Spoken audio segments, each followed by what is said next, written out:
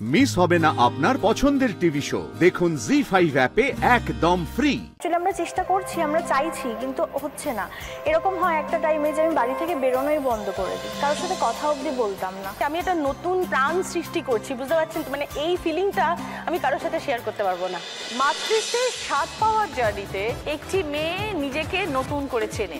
তার ভিতরে থাকা ছোট্ট প্রাণকে ঘিরে কত স্বপ্ন, কত কল্পনা বাসা বাঁধে, কত কিছু খাওয়া, অনুভূতি পাওয়া, সব মিলিয়ে এই জার্নি একজন মায়ের কাছে স্মরণীয়। মমিতা, তুমি বললে যে তোমার অনেক প্রবলেমস ছিল এর আগে। বিয়ে হয়েছে কতদিন মমিতা?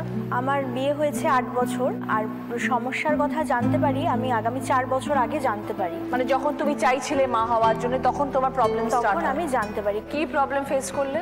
প্রবলেম তো অনেক কিছুই ফেস করেছি, কিন্তু তার আগে বলতে গেলে একটু বলতে হয় আমার হাজবেন্ড এখানে থাকতো না। ওকে। ও হচ্ছে সৌদি আরবে থাকে, তো বিয়ের 1 মাস পরেই ও চলে যায়।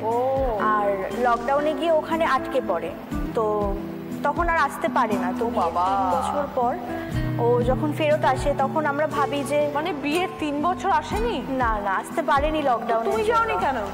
আমিও তো যেতে পারবো না লকডাউনের কারণে। না ও আসতে পারছিল না, আমি যেতে পারছিলাম। আর তুমি কিছু কাজ করতে? হ্যাঁ আমি করতাম। আমি একটা ইনস্টিটিউটের সাথে যুক্ত ছিলাম, সেটা হচ্ছে খ্রিস্টান ইনস্টিটিউট, ডেজি প্রজেক্ট নামে। এই প্রেগনেন্সি জানার পর আমি ওটা ছাড়তে বাধ্য হয়েছি, যেহেতু একটু কমপ্লিকেশন ছিল, তো সেই জন্য। কি কি কমপ্লিকেশনস ফেস করেছো? কমপ্লিকেশন বলতে যখন আমরা ভাবলাম যে এবার তাহলে ট্রাই করি, তো প্রথম 6-7 মাস সব কিছু ঠিকঠাকই ছিল।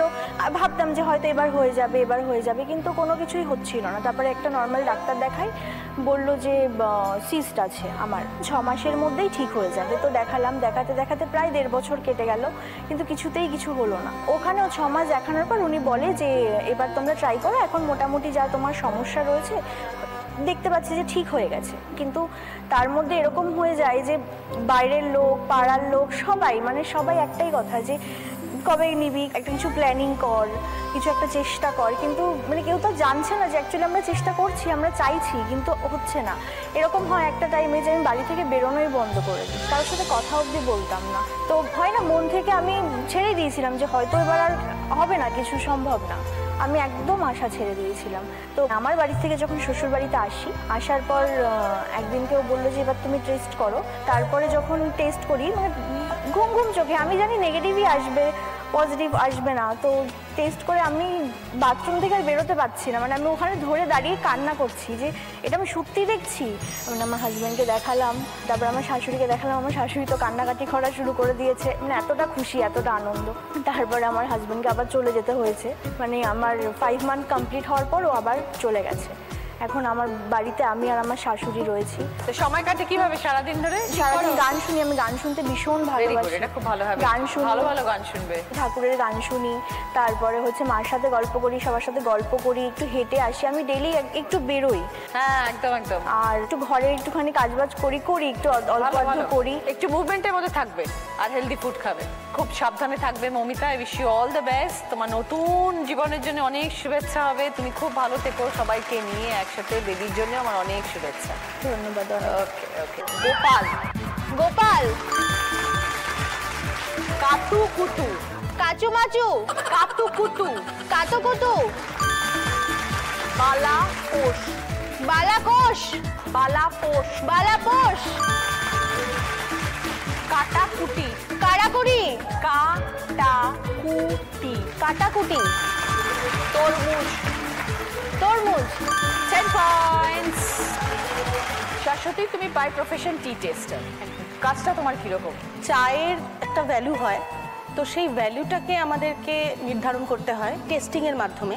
এই টি টেস্টিংটা শুধু মানে টিয়েরই হয় না, এর যে কোনো প্রোডাক্টেরই একটা টেস্টিং হয়। চালেরও টেস্টিং হয়, কয়লারও টেস্টিং হয়, তারপরে সেটার দামটা নির্ধারণ হয়। টিয়ের যে ব্যাপারটা হচ্ছে ট্রেডিংটা হয়, এটা দুরকমভাবে হয়। একটা অকশন বেস হয় আর একটা প্রাইভেট বাইং হয়। তো আমরা যেটা করি সেটা হচ্ছে প্রাইভেটে। তো প্রথম যখন ঢুকেছিল তখন ট্রেনিং নিতে হয়েছিল? হ্যাঁ হ্যাঁ অবশ্যই, আমি ট্রেনিং নিয়েছি এবং এখনও আমার ট্রেনিং চলছে। কোয়ালিটি কি লাগে এটা করে? কোয়ালিটির বলতে গেলে এইচএসটা মিনিমাম। আমার যেহেতু বেস ছিল জিওগ্রাফি, আমি জিওগ্রাফি অনার্স নিয়ে এমএ কমপ্লিট করেছি। শুরু থেকে ইচ্ছা ছিল আমি এরকম একটা ইউনিক কিছু করব, মানে চায়ের লাইনে যাব, কোনো এগ্রিকালচারাল লাইনে যাব। তুমি চা খেতে ভালোবাসতে? ভালোবাসি দিদি, কিন্তু মানে আমার বাড়িতে সবাই খুব চায়ের ভক্ত, আমি খুব কমই খাই। আর তোমাকে টি টেস্টার হতে হবে। হ্যাঁ।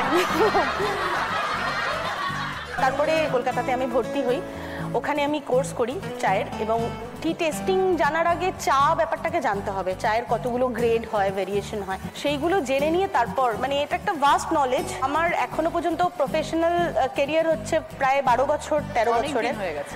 হ্যাঁ, কিন্তু এখনো মনে হচ্ছে আমি নভিস, মানে এখনো অনেক কিছু শেখার রয়েছে। সারাদিন তো চা খেতে হয় প্রচুর। অ্যাকচুয়ালি আমাদের টেস্টিং এ খেতে হয় না, আমরা জাস্ট টেস্ট করে মুখে কুলকুচি করে ওটা ফেলে দিই, কারণ অত চা একবারে তো খাওয়া সম্ভব যায় নয়। সম্ভব নয়। তাতেই তোমরা বুঝে যাও। হ্যাঁ, ওটা চায়ের যে কস্ট, চায়ের ফ্লেভার, প্লাস চা আমরা দেখে চায়ের গ্রেডগুলো সেগুলোকে দেখে বুঝতে হয়, বুঝে নিয়ে। এটা মানে যত ওই যে বলে না গাড়ি চালানো শিখলেই যে ড্রাইভ করা যায় না, মানে প্র্যাকটিস, যত প্র্যাকটিস করবে তত। এবার বলো, এখন নতুন একটা জীবনে তুমি প্রবেশ করতে যাচ্ছ, লাস্ট 9 মাস তো তুমি নিশ্চয়ই রেস্টেই ছিলে অলমোস্ট। না, পুরোপুরি রেস্ট নয়, আমার পুরো জার্নিটাতে আমি খুব অ্যাক্টিভ ছিলাম। আমি মেটারনিটি লিভটা নিয়েছি ঠিক 8 মাসের মাথায়। তার আগে মানে আমার যেখানে বিয়ে হয়েছে সেটা অনেকটা দূরে, সেখান থেকে আমি ডেলি প্যাসেঞ্জারই করতাম, গাড়িতে মানে প্রায় 2.5 ঘন্টা লেগে যায় আমার অফিস পৌঁছতে। ও বাবা, তুমি থাকো কোথায়? আমি হাবড়াতে থাকি। অফিস কোথায়? আমার লালবাজার। তো এই প্রেগন্যান্সিতে 8 মাস ধরে যাতায়াত করেছো? হ্যাঁ, কিন্তু সেটা আরো ভয়ঙ্কর হবে, সেটা হচ্ছে আমি ট্রেনে যাতায়াত করেছি।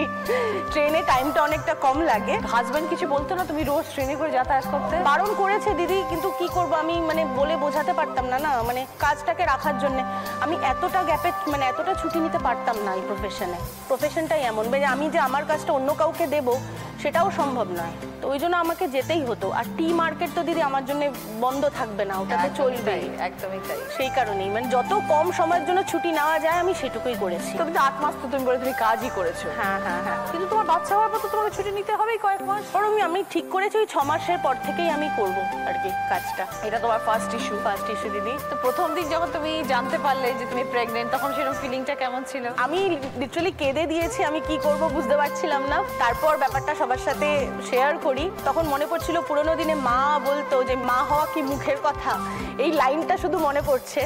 আরো বেশি কেন ভালো লাগছে সেটা হচ্ছে যে আমি একটা নতুন প্রাণ সৃষ্টি করছি, বুঝতে পারছেন? মানে এই ফিলিংটা আমি কারোর সাথে শেয়ার করতে পারবো না। মেয়ে হোক ছেলে হোক সেটা কোনো বড় ব্যাপার না, যেন সুস্থ হয়, কিন্তু আমি মেয়ে খুব ভালোবাসি। আর তো সময় চলেই আসলো, আমার ফেব্রুয়ারির 5 তারিখে ওটি আছে, ব্যাস 4 তারিখে ভর্তি হব। ফিঙ্গার্স ক্রস, খুব ভালোভাবে সবকিছু ব্যাস আশীর্বাদ করো যেন সব ঠিকঠাক থাকে। একদম। আসলে তুমি যে এসছো সেটার জন্য থ্যাংক ইউ সো মাচ। তোমাকে অনেক ধন্যবাদ দিদি। আর তোমাদের এখানে আসার আরো একটা কারণ হচ্ছে যে এখানে এত ধরনের মানুষ আসে যাদের লাইফের জার্নি এত টাফ, তো সেগুলো দেখলে মানে নিজের ওপর একটা কনফিডেন্স গ্রো করে যে আমি তো অনেক ভালো আছি সেই দিক থেকে দেখতে গেলে, আর একটা সাহস জোগায়। এই জিনিসটাই আমার কাছে অনেক বড় ব্যাপার, সেই কারণেই আসা দিদি এখানে এই অবস্থাতেও। খুব ভালো থেকো, নতুন জীবনে প্রবেশ করছো, নতুন লাইফ 2 থেকে 3 হবে। থ্যাংক ইউ, ভালো থেকো এবং ভালো করে রাখবে বাচ্চাকে। I wish you all the best. পাশাপাশি ক্লু, দরজায় ছিনে যাই, দুবার পড়লে হাসি পাই। ওপর নিচে ক্লু, বাঘের ঝগড়া ওল বুনো টক সাথে যাচ্ছে।